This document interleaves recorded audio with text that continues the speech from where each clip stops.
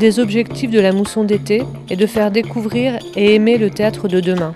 Une nouvelle mise en bouche sur 7 jours, authentique, sans barrière entre les mots et les auteurs, les comédiens, les metteurs en scène et le public.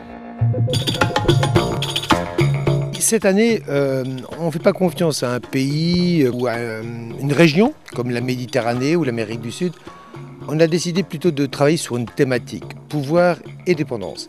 On s'est rendu compte que de nombreux auteurs vivants, ceux qui font le théâtre d'aujourd'hui, ceux qui écrivent le théâtre pour demain, étaient traversés par cette thématique-là du pouvoir et de la dépendance du pouvoir sous toutes ses formes. Donc le pouvoir familial, le pouvoir social, le pouvoir politique et les dépendances. Les dépendances, même par exemple les dépendances à l'amour, les dépendances à l'affection, et puis bien sûr il y a toutes les dépendances à l'alcool et tout ce qu'on connaît bien, ce dont on parle quotidiennement dans les actualités.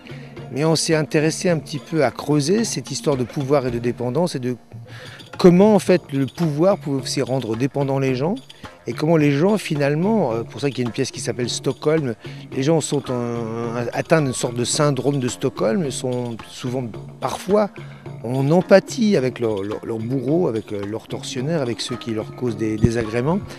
Comment aussi on pouvait ensemble réfléchir, puisque finalement le théâtre c'est une sorte d'université de la pensée, une université du savoir, une université politique et morale.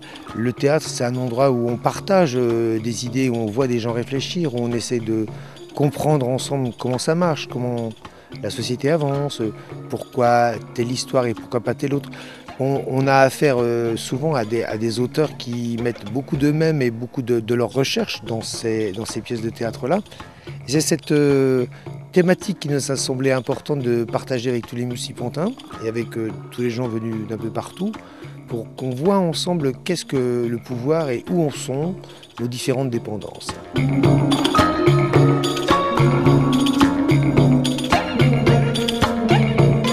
Voilà, c'est-à-dire qu'on a une histoire parfaite, une sorte de miroir de la société, mais avec le temps. Le temps qui nous a permis de mesurer une histoire, d'en mesurer tous les contours. Tout ça, c'est le temps du théâtre qui nous le permet. C'est le temps de cette université, le temps de ce partage, le temps de cette université de savoir, université au sens noble du terme et au sens accessible et populaire du terme.